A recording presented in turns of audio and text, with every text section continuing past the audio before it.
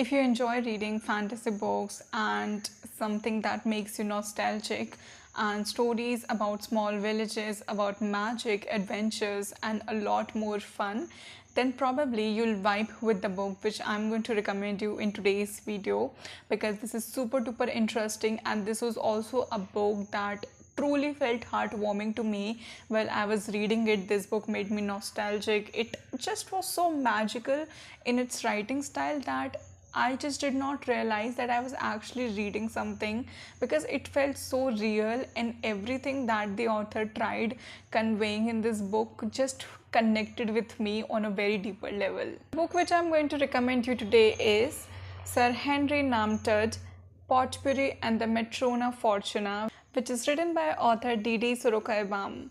And so I know the name is pretty long, and it also took me a while to get adjusted to it. And the cover also looks a bit scary and creepy, but trust me, the story has so much magic, so much fun, drama, and so much adventures that you will not be scared at first, but you will definitely be seated to know what's there in this book. And this is also the first book in the series, and I completely enjoyed reading it, and it just pulled me out of my reading slump, because initially I was thinking that probably this would be something that will not interest me that much, but as I started reading it, the writing style was so smooth and so brilliant that I just could not put this book down. One reason why I was doubting that whether I would enjoy reading this book or not was because this book is set in the 18th century India, and I believe, or at least I assume, that if there's something written in the history, like the setup is in the history, then probably I would not be able to understand, hence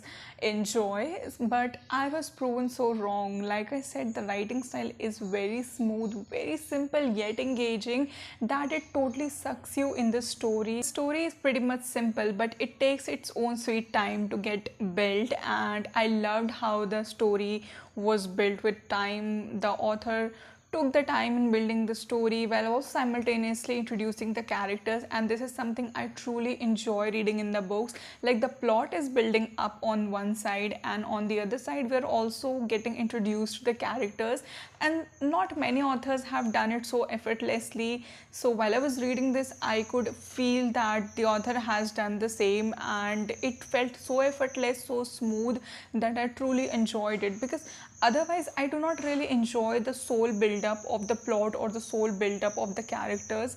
I somewhere want both of the things to happen simultaneously. I hope it makes sense. The heart of the story is Dayton Clemens, who comes to India for a job, and he's very anxious, very nervous to be in India for the very first time, and he just does not know whether he'll be able to adjust here, because everything is new here for him, and he just does not know how people in India will accept him.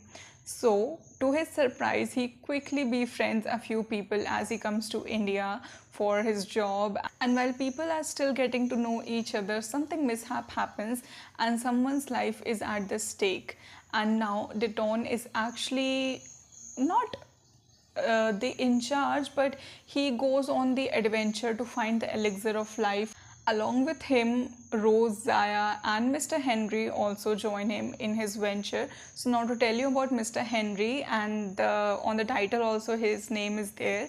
Sir Henry is the most interesting character. So when you see these NAMTUD, which I pronounced as Namtud, I don't know how it is supposed to be pronounced, but this is actually the complete name of Henry. And whenever he meets someone and he tells him his name, and everyone is like, oh, such a name does not even exist, so he says that it does, and you just have not traveled enough. So that was actually quite fun and witty to read, and it also gives us a picture of how his personality can be. He's very adventurous, he's very funny and quirky, and he does magic and all sorts of things, so that makes him even more interesting. And there's a purpose why Sir Henry comes in the story, and how he's going to help all these bunch of people is something that is explored well in this book. Like I said, that there's so much of magic and adventure, so it will be so quick for you that you will not be able to process it